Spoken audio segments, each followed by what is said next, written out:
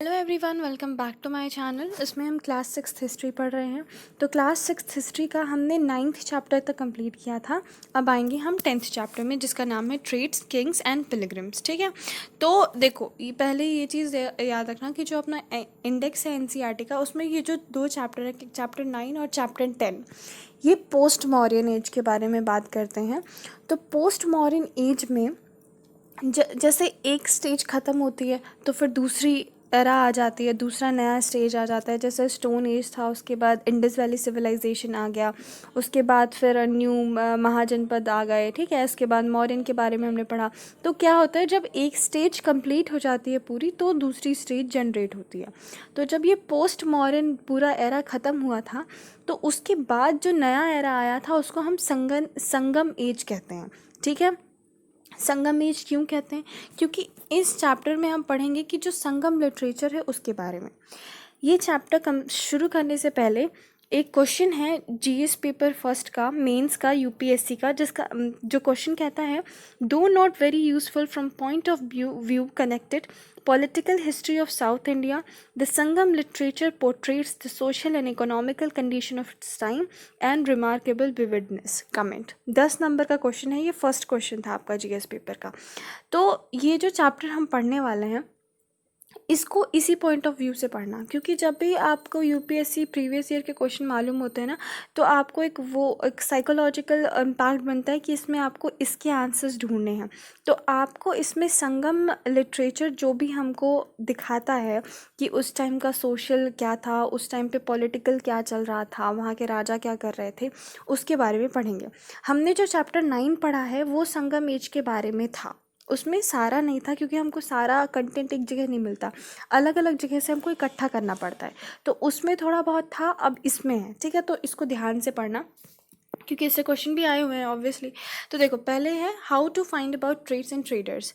कैसे हमको पता चला ट्रेड्स के बारे में, ट्रेडर्स के बारे में। तो देखो, जो नॉर्दर्न ब्लैक पॉलिश्ड है, नॉर्दर्न ब्लैक पॉलिश्ड वेयर, ये इंपॉर्टेंट क्यों है? क्योंकि पता है, एक जो नॉर्थ साइड था इंडिया का, वहाँ पे हमको एक मिट्टी के बर्तन मिला करते थे, एक टाइप के मिट्टी के बर्तन मिला करते थे जो ब्लैक कलर के होते थे और पॉलिश्ड होते थे। ठीक है, इसीलिए उसको हमने क्या नाम दिया? Northern black polished where. ये कहाँ कहाँ मिले हमको? Through out the sub continent. अब ऐसा तो था नहीं कि एक जगह बने फिर मिट्टी के बर्तन के पैर लग गया, वो खुद पैदल पैदल चला गया होगा। क्या हुआ होगा? जो ट्रेडर्स आए होंगे, मतलब जो लोग ये बिजनेस करते रहे होंगे, ये लोगों ने क्या किया होगा, वो जो मिट्टी के बर्तन हैं वो अपने साथ उठा के लेके गए होंगे दूसरी जगह पे, है ना, फिर अपने घर पे रखा होगा या किसी और को बेचा होगा।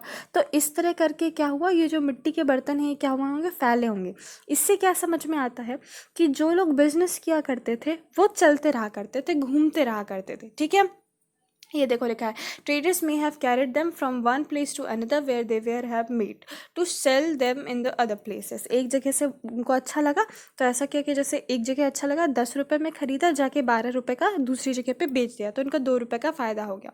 जो साउथ इंडिया था, ये देखो ये वाला पॉइंट। अब देखो, फर्स्ट पॉइंट से तुमको क्या समझ में आया कि संगम लिटरेचर ये कहता है कि उस टाइम के जो लोग थे, जो ट्रेडर्स थे, वो घूमा करते थे, एक जगह चीज़ें खरीदा करते थे और दूसरी जगह चीज़ें बेचा करते थे। दूसरा पॉइंट क्या है?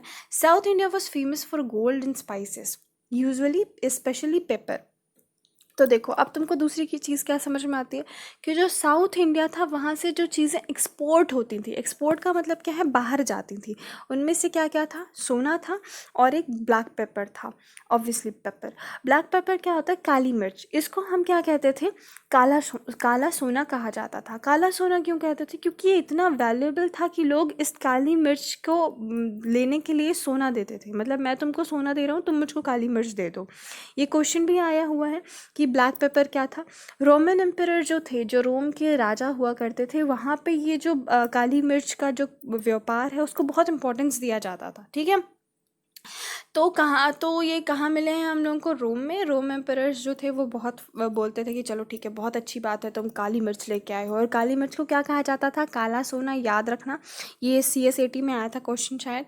ठीक है, और ये रोम कैसे ले जाया करते थे? शिप से। ठीक है, अक्रॉस द सी। यहाँ पे रोम है तुम्हारा, यहाँ पे इंडिया है, तो यहाँ पे जितने समुद्र हैं वहाँ से ट्रैवल करके लोग आया करते थे। और ये जो अपना ब्लैक पेपर है इसको लेके जाया करते थे। हमको कैसे पता चला कि ऐसा होता था? कुछ कुछ कॉइन्स हैं जो जो भारत के कॉइन्स हैं वो हमको रोम में मिले, और जो रोम के कॉइन्स हैं वो हमको भारत में मिले। इससे क्या समझ में आता होगा? जब हमारे यहाँ से किसी ने कुछ ख़रीदा होगा, जब मैं जाके रोम में कुछ पैसा दूंगी किसी को, तभी तो पता चलेगा कि हाँ ठीक है, ये कोई लड़की रही होगी जो इंडिया से रोम आई होगी, या फिर रोम से कोई आदमी यहाँ आएगा तो करेंसी एक्सचेंज करके आएगा ऑल दो, बट फिर भी है ना, तब के ज़माने में तो ऐसा होता नहीं था। तब के ज़माने में तो वही सोना ही चलता था। वहाँ पे हमको एक पोएम भी मिली है संगम लिटरेचर में, जो ट्रेड के बारे में है, ठीक है। तो इसको ज़्यादा ध्यान देने की ज़रूरत नहीं है। ज़्यादा क्या ध्यान देना कि संगम जो संगम पोएम्स हैं उनमें भी ट्रेड्स के बारे में है। और यहाँ पे एक चीज़ का मेंशन है, पुरहार। जो पुरहार जगह है वो एक्चुअली क्या है? अरिकामेरू। हम लोगों ने पिछले चैप्टर में पढ़ा था अरिकामेरू के बारे में। तो अरिकामेरू जो इम्पोर्टेंट पोर्ट था उसको लोग क्या कहते थे? पुरहार कहते थे, ठीक है। और इसमें ये सब लिखा हुआ है कि यहाँ यहाँ मिलता था। जो फूड स्टफ है वो श्रीलंका, पॉटरी म्यांमार में मिलती थी, और वहाँ पे रिच इम्पोर्ट्स हुआ करते थे, ठीक है। ये सब ये याद रखना। फिर ट्रेड्स एक्सपोर्टेड। अब जो ट्रेडर्स हुआ करते थे ये किससे आया करते थे? सी रूट से आया करते थे। क्यों? रोम है, इतना बड़ा एम्परर है, वहाँ पास से अगर पैदल पैदल आते तो बहुत टाइम लगता, ठीक है। तो किससे आया करते थे? शिप्स से आया करते थे। अब तब के टाइम पे हमारे पास ऐसी शिप्स नहीं थी कि बहुत बड़ी एकदम टाइटैनिक ही बना दी, या फिर कुछ बहुत बड़ी शिप्स नहीं थी। लकड़ियों की ही बनी रहती थी। तो किसका हम लोग को सहारा लेना पड़ता था? हम लोग को मानसून का सहारा लेना पड़ता था। जो मानसून है उसका सहारा लेना पड़ता था, क्योंकि एयर करंट जो होता है ना, हवा का दबाव या हवा का बहाव, उसके सहारे जो शिप्स हैं उनको जाना पड़ता था। तो तुम सोचो कि अभी तो हम कंट्रोल कर लेते हैं कि चलो ठीक है, इधर मुड़ना है उधर मुड़ना है। पहले ऐसा नहीं होता था। पहले इसके लिए बहुत ज़्यादा स्किल्स चाहिए होते थे। तो बहुत स्मार्ट पीपल होते थे जो ये शिप चलाया करते थे, ठीक है। अब एक चीज़ याद रखो, अगर तुमको ट्रेड चाहिए, अगर तुमको चाहिए कि ठीक है तुम्हारे यहाँ बहुत सारा ट्रेड हो, लोग बाहर से आएँ तुम्हारे यहाँ पैसा इन्वेस्ट करें, तुम लोगों को पैसा दें, ठीक है, तो तुमको उनको एक सेफ्टी भी प्रोवाइड करनी रहती है ना। तो जो किंग और किंगडम थे वो इम्पोर्टेंट रोल क्यों प्ले करते थे? कि ठीक है, तुम यहाँ से सामान लेके आ रहे हो तो तुमको बीच में कोई नहीं लूटेगा, हम सेफ गार्ड करेंगे तुमको। क्योंकि अगर तुम बीच में लुट जाओगे, बीच में कोई पायरेट आया, कोई जहाज डाकू आ गया, उसने सारा सामान लूट लिया, तो तुम बार बार उस रूट पे नहीं आओगे, क्योंकि हम तो वहाँ जाते हैं हमेशा लूट जाते हैं, हमको पैसे ही नहीं मिलते, तो हम क्यों जाएंगे, ठीक है। फिर ये new kingdoms along the coast, ये याद रखना कि हम लोगों ने ये मॉडर्न पीरियड में भी पढ़ा था कि जो हमारे नदी के आसपास वाला एरिया होता था वहाँ पे जो किंगडम होता था, जो राज्य होता था, वो ज़्यादा पावर शो करता था अपनी कि नहीं ये एरिया मेरा है। क्यों? पहली चीज़ फर्टिलिटी। वहाँ पे जो लैंड होता था वो बहुत फर्टाइल होता था, बहुत उपजाऊ ज़मीन होती थी। तो हम आसानी से ग्रो करेंगे और हमको आसानी से ज़्यादा फसल मिल जाएगी। पहली चीज़ ये थी। दूसरी ये थी कि पहले के टाइम पे लोग पैदल ट्रैवल करना या घोड़े से ट्रैवल करना से ज़्यादा इजी मानते थे। अब सबके पास घोड़े नहीं होते थे, घोड़े पहले एक्सपेंसिव हुआ करते थे। तो लोग किससे ट्रैवल किया करते थे ज़्यादातर? विंड कह रही हूँ, वाटर करंट के थ्रू, मतलब नदियों के थ्रू। तो अगर नदियों में पूरा कंट्रोल रहता तो जो लोग आ रहे हैं, जो जा रहे हैं, जो नदियों से सामान एक्सपोर्ट हो रहा है, इम्पोर्ट हो रहा है, उस पर ध्यान दिया जा सकता था, ठीक है। एक जो इम्पॉर्टेंट कोस्ट रिवर है, वैली है, वो कावेरी की है, मोस्ट फर्टाइल थी। जो 3 किंग थे याद रखना, जो संगम पोएम है ना, जो संगम का एज चला है हमारा, उसने 3 तमिलनाडु के, आई एम सॉरी, जो अपना लोअर इंडिया है, लोअर साइड है, वहाँ पे जो 3 मेजर किंगडम्स थी, चोला, चेरा और पांड्या, इनके बारे में कवर किया है, ठीक है। तो ये जो तीनों थे, इनको कहा क्या जाता था? इनको कहा जाता था म्यूवेदार, ठीक है, म्यूवेदार। ये तमिल वर्ड है, यूज़ होता था 3 चीफ्स के लिए। तीनों चीफ कौन कौन से थे? चोला, चेरा और पांड्या के, ठीक है। ये बहुत पावरफुल बन गए कब? 2300 ईयर्स अगो में। तो याद रखना कि 23, अब हमको ये चीज़ संगम लिटरेचर ही बता रही है कि 3 हमारी डायनेस्टी थी जो बहुत इंपॉर्टेंट थी, और वो इस एरा में आई थी, अराउंड बहुत पावरफुल बनी थी, ठीक है। ये जो तीनों थे इनके 2 सेंटर्स हुआ करते थे। मतलब जैसे अभी हमारा देश है, हमारी एक कैपिटल है ना, ऐसे ही उन लोगों के 2 कैपिटल हुआ करते थे। पहला इनलैंड और दूसरा होता था कोस्टल एरिया में, ठीक है, कि पहला एक लैंड में होता था और दूसरा कोस्टल एरिया में होता था। 6 सिटीज़ में 2 बहुत इंपॉर्टेंट थी, एक पुरहार और दूसरा कावेरी पट्टनम। पुरहार हमने बताया क्या था वो, अरिकामेडु। अरिकामेडु बहुत इंपॉर्टेंट पोर्ट था, हमने पिछले बार में उसके पढ़ा था।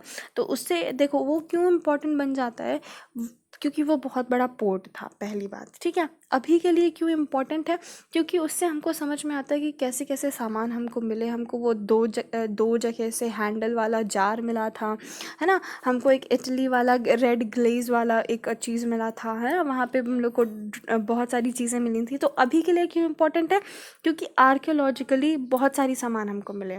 तब के लिए क्यों इम्पोर्टेंट था, क्योंकि बहुत बड़ा पोर्ट था। तो ये चीज़ भी हमको कौन बताता है, संगम लिटरेचर बताता है।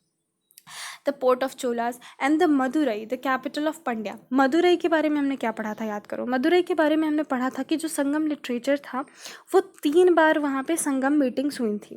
तो जो मीटिंग्स हुई थी वो कहाँ हुई थी, मदुरई में हुई थी। इसलिए मदुरई भी क्या है, इम्पॉर्टेंट है। तो जो चीफ हुआ करते थे ये रेगुलर टैक्स कलेक्ट नहीं करते थे। इससे तुमको क्या समझ में आता है कि जो लोग हुआ करते थे वो रेगुलर टैक्स नहीं कलेक्ट करते थे। वो क्या करते थे, वो लोग गिफ्ट रिसीव किया करते थे, वो लोग गिफ्ट लिया करते थे। मतलब याद करो, हमने मॉडर्न स्टेज में पढ़ा था कि टैक्स और ट्रिब्यूट में क्या डिफरेंस है। याद होगा तो याद होगा, नहीं होगा तो पीछे जाओ फिर से देखने।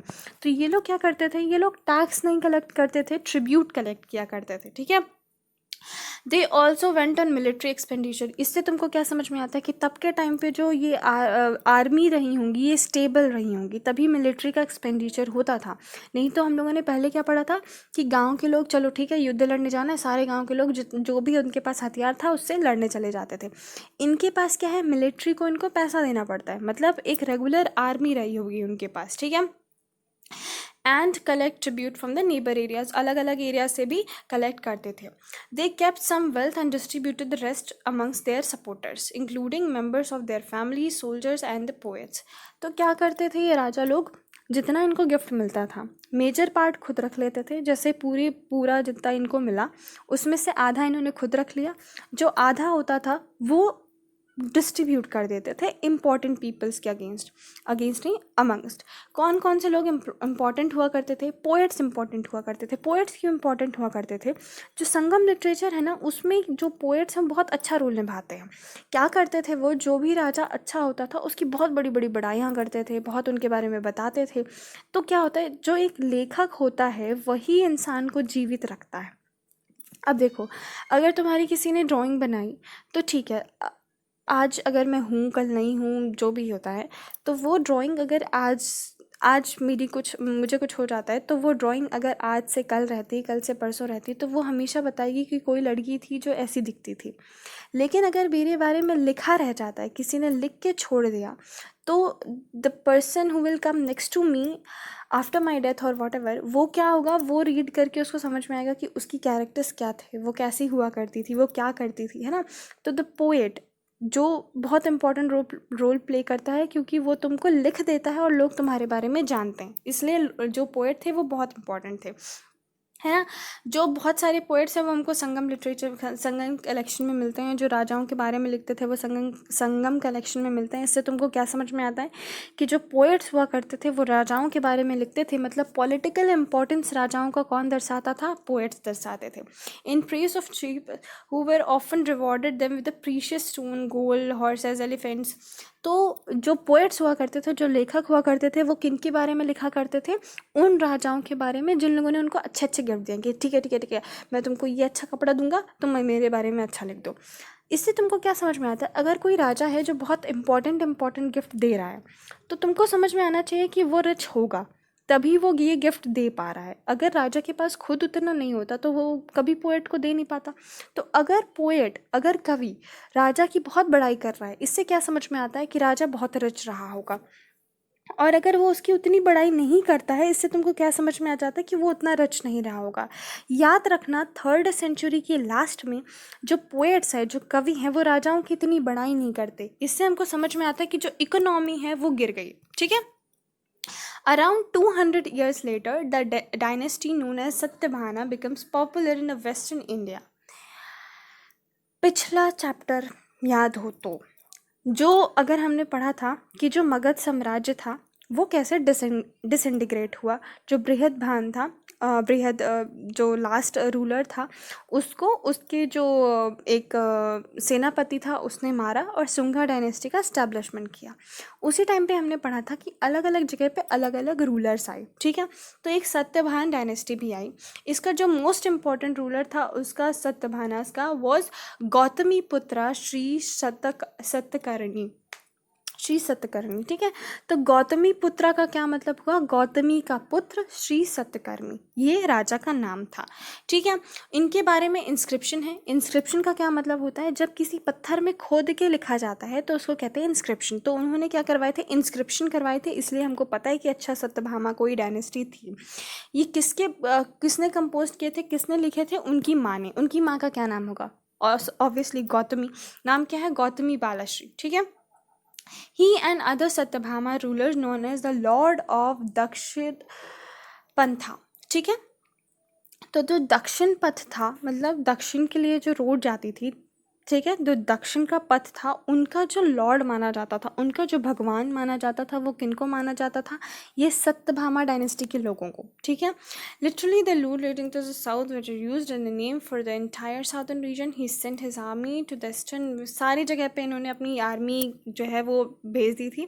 Y do you think he wanted to control the coast? क्यों कंट्रोल करना चाहते थे? अगर मैं पूछूँ तो इसका आंसर हम लोगों ने पहले ही पढ़ लिया है कि जितना भी कोस्टल रीजन होगा वो फर्टाइल होगा।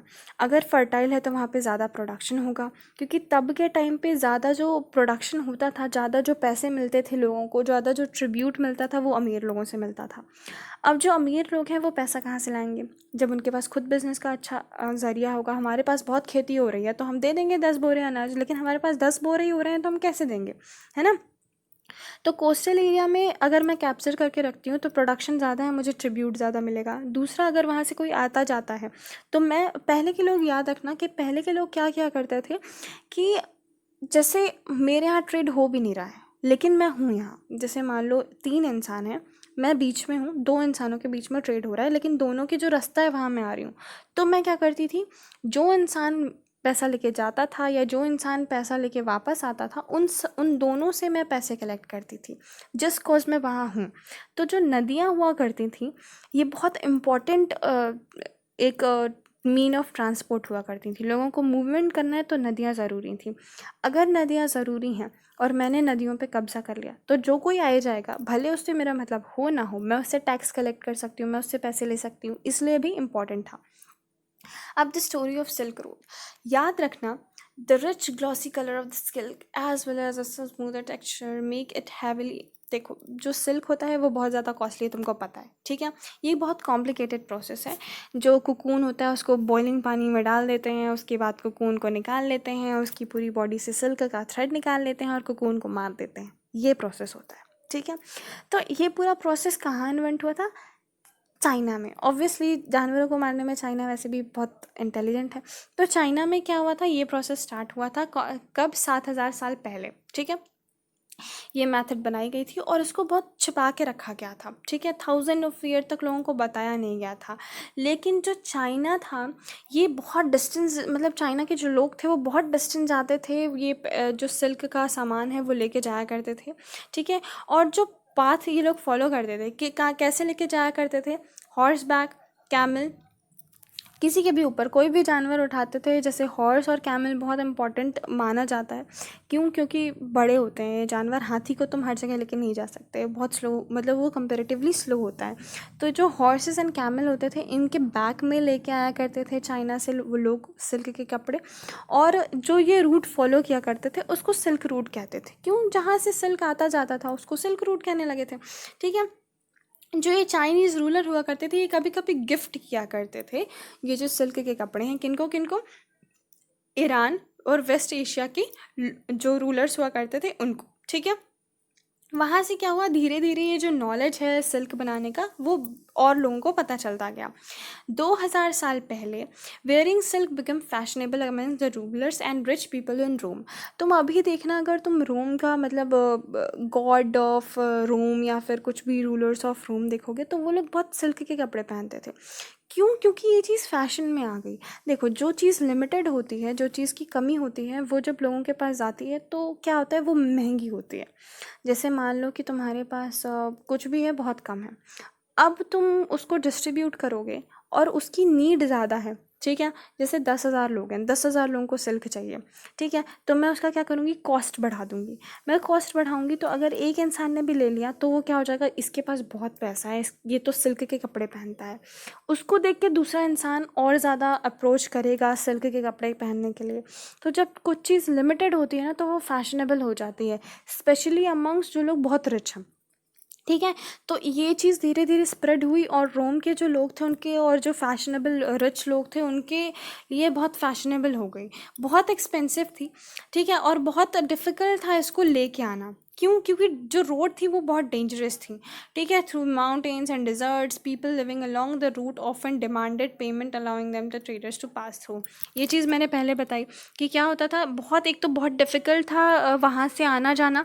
दूसरी चीज़ ये थी कि अब एक जगह से दूसरी जगह जाना है तो बीच में बहुत सारे छोटे छोटे राज्य पड़ते थे, नदियाँ पड़ती थी।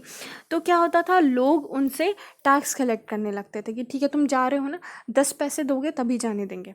दूसरे वाले ने बोला 20 पैसे दोगे तभी जाने देंगे। अब उसको 1 रुपये का प्रॉफिट हुआ है, जाते जाते लास्ट में उसको पता चला कि मैंने 50 पैसे तो टैक्स दे दिया, तो 10 पैसे ही टैक्स मिले। तो इसलिए लोग इतनी डिस्टेंस पे जाना ही नहीं पसंद करते थे, जिससे क्या होता था, उनको बहुत ज़्यादा, जो लोग रहते थे उनको ज़्यादातर सिल्क मिलता नहीं था। ये जो मैप मूव देखना है, ये आप खुद देखो, ठीक है? क्योंकि कुछ तो खुद करना है, ठीक है? जो किंग थे वो बहुत बड़ा रूट कंट्रोल करना चाहते थे, बहुत बड़ा एरिया कंट्रोल करना चाहते थे। और डिस्ट्रीब्यूटर्स, द जो लोग ट्रेड करते थे, वो लोग क्या करते थे, this was because they can could benefit from taxes. जो आए जाएंगे वो हमको टैक्स देंगे, और या तो उनको गिफ्ट दे देंगे कि ठीक है, मैं तुमको नहीं दे सकता 10 पैसे, पर तुम ना ये छोटा सा सिल्क का कपड़ा रख लो। अगर उसने ऐसा बोल दिया तो क्या होता था, सिल्क एज मिलना बहुत बड़ी बात। ये देखो, ये लिखा हुआ है, they often protected the traders who pass through their kingdoms from the attacks by robbers. ये चीज़ राजा लोग क्या करते थे, जैसे ट्रेडर जा रहा है, तुम मुझको 10 पैसे टैक्स दे रहे हो ना, ठीक है दो, लेकिन मैं उसके बदले में क्या करूँगा, मैं उसके बदले में तुमको प्रोटेक्शन दूंगा कि तुम जाओ तो तुमको कोई लूटेगा नहीं, कोई तुमको परेशान नहीं करेगा, ठीक है? और जो लोग ये छिपके जाया करते थे उनका 10 पैसा तो बच जाता था, बट हो सकता था रास्ते में उनको कोई लूट ले, फिर तो वो कंप्लेन नहीं कर सकते थे। जो बेस्ट नोन रूलर हैं जिसने ये अपना ये सिल्क वाला रूट कंट्रोल किया, उनका नाम है कुशांक्स। कुशांक क्यों फेमस है? कनिष्क डायनेस्टी के थे ये। हम लोगों ने पिछले चैप्टर में भी बात की थी कि ये बहुत बड़े, जो बुद्धिज़्म मतलब बुद्धा के बहुत बड़े फॉलोवर थे, एडमायरर थे। तो जो बुद्धिज़्म को प्रमोट करने वाली बात आती है वो कनिष्क ने की थी। इन्होंने सेंट्रल एशिया और नॉर्थ वेस्ट इंडिया पे 2000 साल तक रूल किया, 2000 साल पहले रूल किया। इनकी भी दो मेजर पावर थी, एक पेशावर और दूसरा मथुरा। मथुरा के बारे में भी हमने पिछले चैप्टर में पढ़ा है कि मथुरा मथुरा कितना इम्पोर्टेंट था, कितना ज़्यादा इम्पोर्टेंट था। मल्टी फंक्शनल सिटी के बारे में अगर हम बात करते हैं, या सिटीज़ विथ मैनी फंक्शंस के बारे में बात करते हैं, तो कौन सी सिटी का नाम आता है? मथुरा। तो याद रखना, दोनों इनकी बहुत इम्पॉर्टेंट थी। पेशावर इनका फर्स्ट कैपिटल था और मथुरा इनका सेकेंड कैपिटल था, ठीक है? A branch of Silk Route extended from Central Asia to down seaports from the month of the river Indus, from the where the silk was shipped west। और बहुत ज़्यादा जगह पे यहाँ पे सिल्क जाता था, उन सब के बारे में लिखा हुआ है। एक चीज़ ये लिखी हुई है कि इन्होंने जो गोल्ड कॉइन है उनको इशू करवाया था।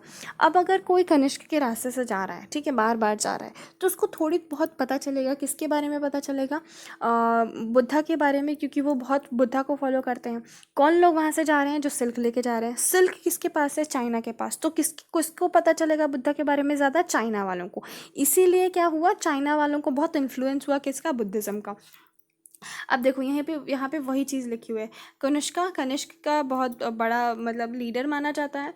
1900 साल पहले ये ऑर्गेनाइज्ड अ बुद्धिस्ट काउंसिल। इन्होंने बहुत काम किया था, बुद्धिज़्म का काउंसिल ऑर्गेनाइज किया था, जहाँ बहुत बड़े बड़े स्कॉलर्स मिला करते थे और वो डिस्कस किया करते थे इम्पोर्टेंट मैटर्स में, ठीक है?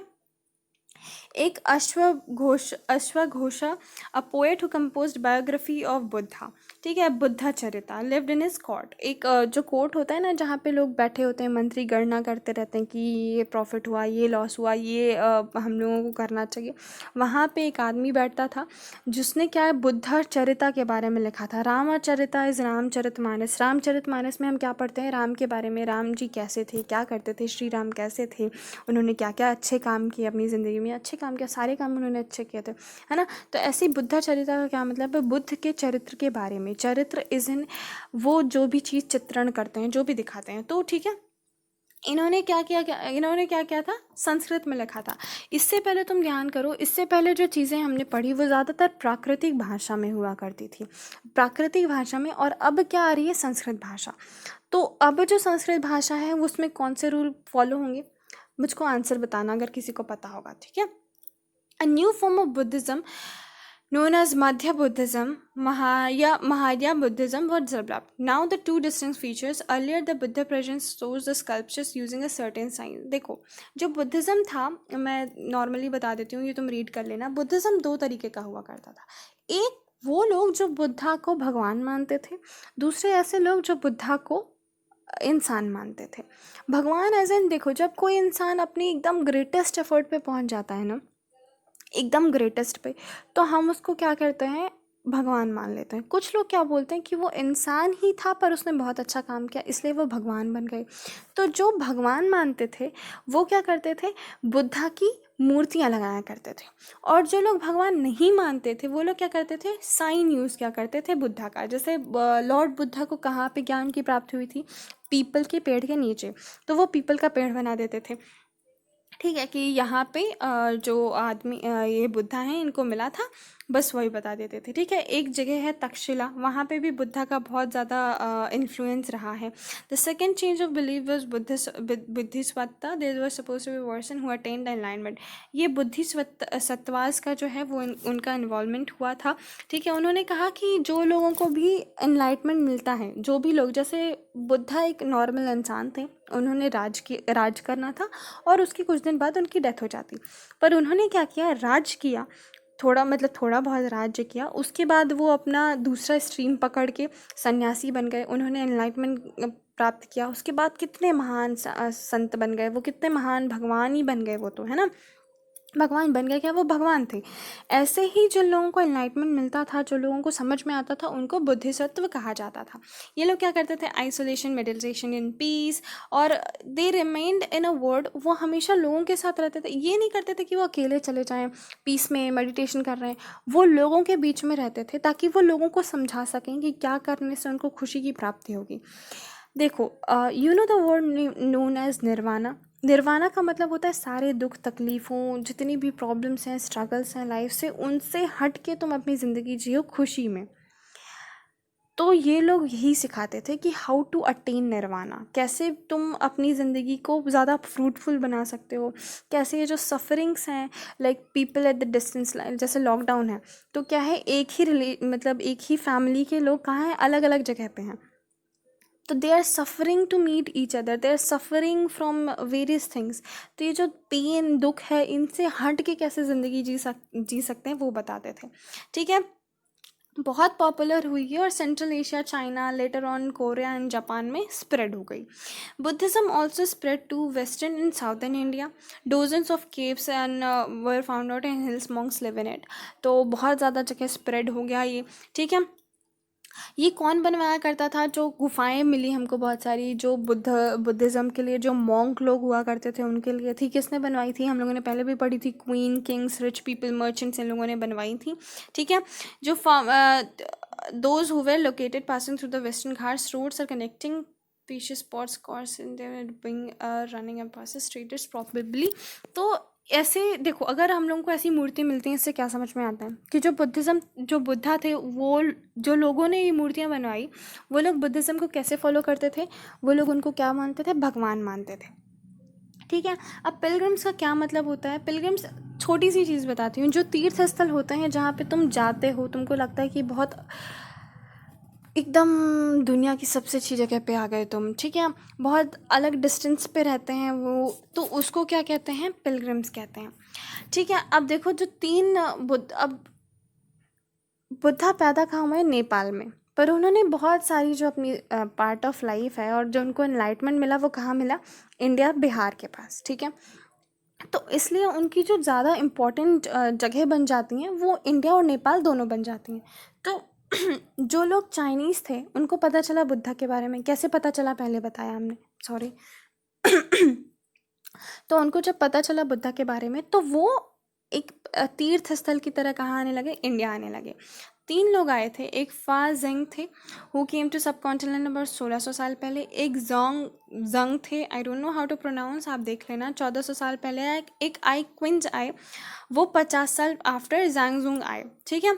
ये आए और जो भी बुद्धा से रिलेटेड प्लेसेस थे उनके वहाँ पे गए, मोनेस्ट्रीज में गए, इन सब जगह पे गए, और उन्होंने हर जगह के बारे में क्या लिखा, अकाउंट लिखा, कि वो ब्लॉग जैसे अभी है ना, ट्रैवलिंग ब्लॉग बना रहे हैं, ब्यूटी ब्लॉग बना रहे हैं, तो तब के लोग भी ऐसे ब्लॉग लिखा करते थे। वो बस पब्लिश नहीं कर पाते थे, वो अपने पास लिख के रख देते थे कि चलो ठीक है, आज मैं बुद्ध गया वहाँ पे मैंने ये चीज़ें देखी, तो इन सब के बारे में लिखा। तो अगर तुमसे कोई पूछे कि जो संगम एज है उसके बारे में हमको और क्या पता चला है, तो हमको ये भी पता चला कि जो फॉरेनर्स थे उन्होंने इस टाइम, बुद्धिज़्म के टाइम में भक्ति काल जो काइंड ऑफ ओरिजिन हो रहा है उसके बारे में बहुत सारी चीज़ें लिखी हैं। उन्होंने ये भी लिखा कि जो रूट हुआ करते थे जिनसे वो आया करते थे, जो जगह जहाँ से जो प्लेसेस हुआ करते थे वो बहुत डेंजरस हुआ करते थे, ठीक है। Monastery they visited and books they carried, और इन लोगों ने क्या किया, अपने साथ बहुत सारी जो कॉपी किताब है ये लेके चले गए। और देखो इसमें सिर्फ एक चीज़ याद रखने की है कि जो फा जेंग थे वो वे ऑफ बंगाल से, जो वे ऑफ बंगाल है वहाँ से वापस शिप से गए थे, और ये बहुत डेंजरस हो गया था, ठीक है, जो तूफान उफान आ गया था। फिर जोंग जोंग थे, इन्होंने अपनी रूट में जब ये चाइना वापस जा रहे थे तो इन्होंने अपने साथ स्टैचूज़ लिए थे बुद्धा के, जो किससे बने हुए थे, सोने से, चांदी से और सैंडलवुड। सैंडलवुड मतलब क्या होता है, चंदन की लकड़ी। इन्होंने अपने साथ बहुत सारी मैन्यूस्क्रिप्ट्स भी ली थी, ठीक है, कितनी, 600 मैन्यूस्क्रिप्ट्स ली थी, loaded in the back of 20 horses, और over 50 manuscripts were lost in the boat on which he was crossing the Indus. तो क्या होता है जब तुम एक जगह से दूसरी जगह जा रहे होते हो, वो भी बहुत डेंजरस रूट से, तो बहुत सारी चीज़ें क्या होती हैं, बहुत सारी चीज़ें गायब हो जाती हैं, डिस्टर्ब्ड हो जाती हैं, और मैन्यूस्क्रिप्ट्स तो वो पानी में बह गई बेचारी, ज़्यादा कंपाइल करके उनको नहीं रह सकते थे, ऐसा था। तो ये एक इंसान थे, ये इंडिया आए घूमने तीर्थ स्थल के उस मतलब जैसे उन्होंने क्या किया, बहुत सारी मैन्यूस्क्रिप्ट कलेक्ट की जो उनको लगा कि ये बुद्धिज़्म के बारे में हमको बहुत इंपॉर्टेंट ज्ञान देती है, और उनको कहाँ ले गए, चाइना ले गए, ठीक है। लेकिन रास्ते में क्या हुआ, कुछ स्क्रिप्ट्स जो मैन्यूस्क्रिप्ट थी 50, वो क्या हो गई, बह गई। 600 में से कितनी बह गई, 50, तो बची कितनी, 550। उनको उन्होंने क्या किया, संस्कृत से चाइनीज़ में कन्वर्ट किया, मतलब वो संस्कृत में लिखी थी क्योंकि हमको तो चाइनीज़ आती नहीं थी, तो उन्होंने क्या किया, संस्कृत से उसको किस में लिखा, चाइनीज़ में लिखा। जो ये इंसान थे जांग जूंग, जो भी आप इसको प्रोनाउंस कहते हैं, ये नालंदा में भी पढ़े हुए हैं। अब नालंदा के बारे में स्पेशलिटी तो आप जानते होंगे, ठीक है, बुद्धिस्ट मोनेस्ट्री है, बहुत टैलेंटेड लोग हैं वो यहाँ पढ़े हुए हैं नालंदा यूनिवर्सिटी में, बहुत ज़्यादा जो बड़े टीचर्स होते थे उन्होंने नालंदा में पढ़ाई की थी। आपको क्यों लगता है कि उन्होंने नालंदा में क्यों पढ़ाई की होगी? पहला रीज़न तो ये हो सकता है कि जो बुद्धिज़्म के बारे में जितनी भी चीज़ें लिखी गई थी वो संस्कृत लैंग्वेज में लिखी गई थी। अब वो चाइनीज़ थे। अगर तुम किसी चीज़ को अच्छे से समझना चाहते हो तो सबसे अच्छा उसका जो आप कर सकते हो वो उसकी बुक्स को अप्रोच करो और पढ़ो। अगर तुम राम के बारे में अच्छे से जानना चाहते हो, आप रामायण भी देख सकते हो, पर अगर आप रामचरितमानस पढ़ते हो तो आप उसके बारे में और डिटेल से समझ सकते हो। तो हो सकता है वो अपने जो उनके लॉर्ड हैं, उनके जो जिनको वो मानते हैं महावीर बुद्धा को, तो उनके बारे में उन्होंने बहुत अच्छे से नॉलेज ग्रैब करने के लिए, बहुत अच्छे से नॉलेज उनको जानना था, इसलिए उन्होंने क्या किया हो, नालंदा यूनिवर्सिटी में संस्कृत पढ़ा हो और उसके बाद उसको ट्रांसफ़र किया हो। द बिगिनिंग ऑफ भक्ति काल, भक्ति का ओरिजिन हुआ। जो शिव और विष्णु थे वो बहुत इंपॉर्टेंट देवता बने हिंदुओं के, ठीक है, मतलब हिंदू लोग पहले से किसकी उपासना करते चले आए हैं, विष्णु और शिव की, और जो देवियाँ हैं उनमें किसकी, दुर्गा की, ठीक है। अब देखो ये भक्ति काल है, ये बहुत ज़्यादा इम्पॉर्टेंट हो गया। चाहे लोग, और इसमें क्या था, चाहे तुम अमीर हो गरीब हो, किसी भी तफ्ते से बिलोंग करते हो, तफ्ते is I think a word जिसमें क्या कहते हैं, तुम किसी भी जगह से बिलोंग करते हो, तुम अमीर गरीब हो, जो हाई कास्ट हो लो कास्ट हो, तुमको छूने नहीं दिया जाता था, अलाउ नहीं था तुमको कि टेम्पल के अंदर घुसो। पर तुमको ये अलाउ था कि तुम जहाँ हो वहाँ पे रह के तुम भक्ति करो, तुम कहीं पे भी रह के अपने भगवान को पूज सकते हो। ठीक है, इसमें हम हिंदुओं के जो महाभारत के बारे में पढ़ते हैं, ठीक है, गीता के बारे में पढ़ते हैं, भगवत गीता। भगवत गीता में क्या है, कृष्ण जो हैं वो भगवान हैं, और वो जो अर्जुन हैं उनको बता रहे हैं धर्म के बारे में। ठीक है, और उनको ही कैन ऑल्सो सेट, जो अर्जुन हैं उनको हर चीज़ से फ्री कर देते हैं। और जो ये चीज़ है भक्ति, ये एक्चुअली कैसी है, ये दो लोगों पर डिपेंड करती है। ठीक है, ये दो चीज़ें याद रखना, दो लोगों पर डिपेंड करती है, एक है भक्त और दूसरा भगवान। जो भक्ति वर्ड है ये भज वर्ड से लिया गया है फ्रॉम संस्कृत, जिसका मतलब होता है टू डिवाइड। तो क्या कहते हैं, जब भी कोई भक्त देवता की पूजा करता है, भक्ति करता है, तो जो भगवान है वो उसका जो लकी चार्म या जो भी कह लो, जैसे हमारा जो भाग्य है उसको डिवाइड करता है अपने और अपने भक्त के बीच में। जैसे हम भगवान है, उनके पास सब अच्छा अच्छा है, तो अगर तुम उनकी पूजा करोगे तो भगवान अपना थोड़ा सा अच्छा पार्ट तुमको दे देंगे कि तुम्हारी ज़िंदगी अच्छे से गुजर जाए। It is a relation between two people. तो ये दो तरफा काइंड ऑफ रिलेशन है। भगवान तुमको बदले में कुछ देता है और तुम भगवान को बदले में भक्ति देते हो। Although it is not meant to be that, मतलब थोड़ा ज़्यादा लंबा हो जाएगा, खिंच जाएगा, बट इट इज़ लाइक हम बिना कुछ सोचे भगवान को भक्ति देते हैं और भगवान बिना कुछ सोचे हमको अच्छी अच्छी चीज़ें दे देते हैं। इट्स नॉट लाइक कि हम सोच सोच के, नहीं आज तो भगवान से ये लेके रहना है तो मैं भक्ति करूँगी, ऐसा नहीं होता। ठीक है, ऐसा कर सकते हैं, बट फिर एक चीज़ है ये पोएम बाय भक्त, ये क्यों इम्पोर्टेंट है, ये पूरी चीज़ इम्पोर्टेंट है सिर्फ इस एक वर्ड के लिए, वेलाल। क्यों, इससे क्या समझ में आता है कि ये एक सेक्शन ऑफ सोसाइटी था जो उसको भक्ति करना अलाउ था। ठीक है, मतलब ये इंसान है, ये भक्ति काल का है, मतलब भक्ति कर रहे हैं, किसकी भक्ति कर रहे हैं, ये भक्ति कर रहे हैं, शिव जी की भक्ति कर रहे हैं। ये सेक्शन कौन से लोगों का है, एग्रीकल्चर, जो फार्मर्स हैं, जो लोग खेती कर रहे हैं, वो वाले सेक्शंस का है। तो इससे क्या समझ में आता है कि वो लोग जो बहुत एग्रीकल्चर काम कर रहे हैं या कुछ भी काम कर रहे हैं, वो सेक्शन भी जो था वो पूजा किया करता था। ठीक है, उसके बाद ये तुम खुद पढ़ना। एल्सवेयर में बस क्रिश्चियनिटी के बारे में है कि जैसे इंडिया में बुद्धिज़्म आ रहा था, जैसे इंडिया में ये हिंदुज़्म आ रहा था, वैसे ही एल्सवेयर कहीं और पे बेंथम नाम की एक जगह है, वहाँ पे जो ये जीसस क्राइस्ट हैं उनकी बर्थ हुई थी। ठीक है, जो 0 BC स्टार्ट हुआ था, जो 0 स्टार्ट हुआ था वो इनके बर्थ से स्टार्ट किया गया था। इनको लॉर्ड भगवान मानते हैं, क्रिश्चियन जो गुरु हैं क्रिश्चियंस को भगवान मानते हैं। और इसमें इन्होंने बहुत अच्छी अच्छी बातें बताई थी। इनकी जो जो जैसे हमारी भगवत हैं, इनकी कौन सी है, बाइबल है, इसमें उन्होंने बहुत अच्छी अच्छी चीज़ें बताई हैं। और एक चीज़ जो इसमें तुमको ध्यान रखना है वो ये लास्ट लाइन है जो क्रिश्चियंस हैं केरला के, उनको सूरियन सारियंस कहा जाता है, Syrian Syrians Christian, because they probably come from west Asia, और बस जो ओल्डेस्ट कम्युनिटी है वहाँ से आए हुए हैं। तो that's all for today. Live life love life. जो संगम लिटरेचर अपन ने जितनी बातें की भक्ति के अलावा, वो सारी संगम लिटरेचर की हैं, तो पॉइंट आउट करके रखना क्योंकि वो इम्पोर्टेंट है। ठीक है, live life love life, take care, bye bye, अपना ख्याल रखना और पढ़ते रहना। Bye bye.